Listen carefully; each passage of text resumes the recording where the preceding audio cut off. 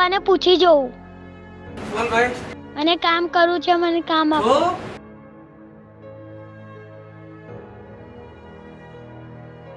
બોલ. મને કામની જરૂર છે. જા, આટલી નાની ઉંમરમાં કામ ના કરાય.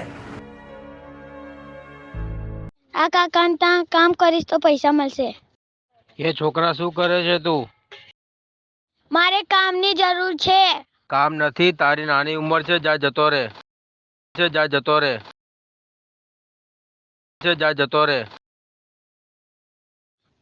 મને તો કોઈ કામ જ નહીં આપતા.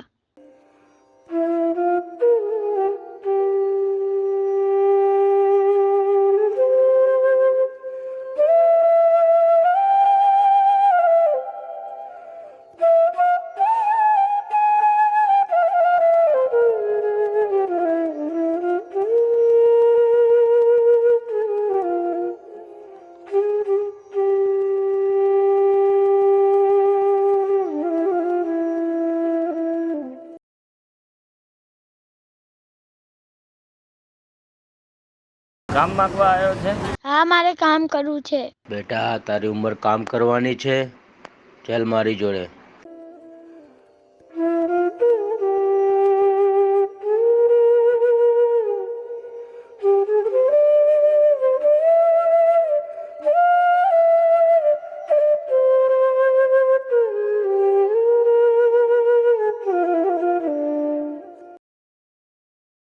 જો બેટા, તારી ભણવાની ઉંમર છે, કામ ધંધાની ઉંમર નથી. ચાલો હું તને ભણવા લઈ જાઉં. અરે તમે શા માટે ઉદાસ છો? હું નિરાધાર છું, મારી આગળ પાછળ કોઈ છે નહીં. કોઈ વાંધો નહીં.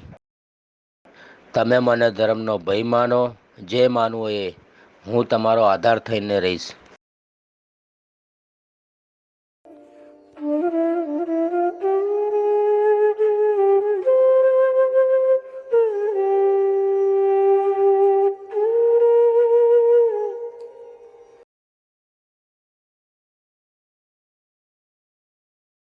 હવે આગળ તમારું જ છે. હવે તમારે અહીંયા જ રહેવાનું છે, કોઈ પણ જાતની ચિંતા કરવાની નથી. હવે તમારે કોઈ પણ જરૂર હોય તો તમારે મને બે ધડક કહેવું. તમારો ખૂબ ખૂબ આભાર.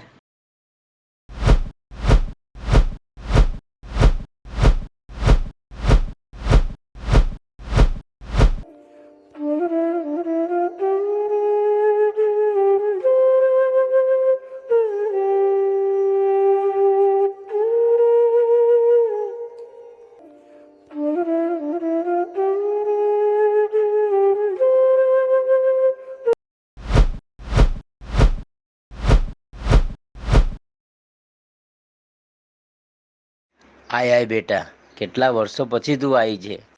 મને હાથ ના લગાવો તમે. તમે મારા સોતેલા બાપ છો, સોતેલા જ રહેશો.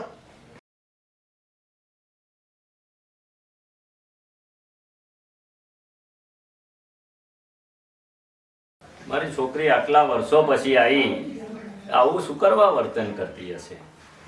એના મનમાં શું ચાલતું હશે? એને સાચવવા માટે મેં શું નહીં કર્યું? એના માટે કેટલું કર્યું છે?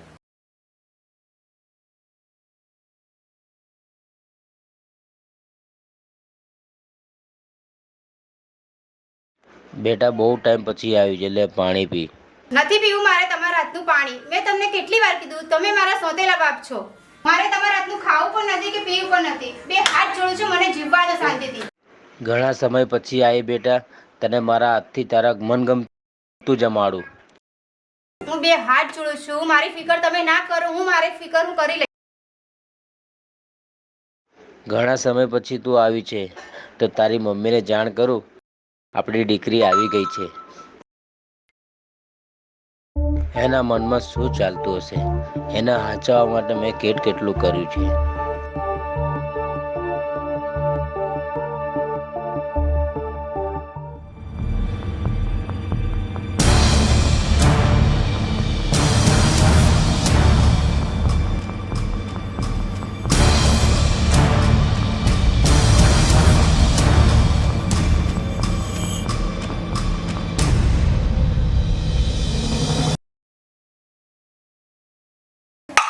દેખાતું નથી? આ એક સોતેલો બાપ ઓછો હતો તે સોતેલો ભાઈ આવી ગયો. શું થયું બેટા? કેમ બૂમા બૂમ કરે છે? આ તમારો છોકરો મારો સોતેલો ભાઈ એ હેરાન કરે છે મને. આવું કઈ રીતે બની શકે? હું તમારા માટે પાણીનો ગ્લાસ આપવા આવતી હતી અને એ ઠોકર મારી. પણ આવું બની જ કઈ રીતે શકે? તારો ભાઈ 6 મહિના પહેલા મૃત્યુ પામ્યો છે. શું વાત કરો છો?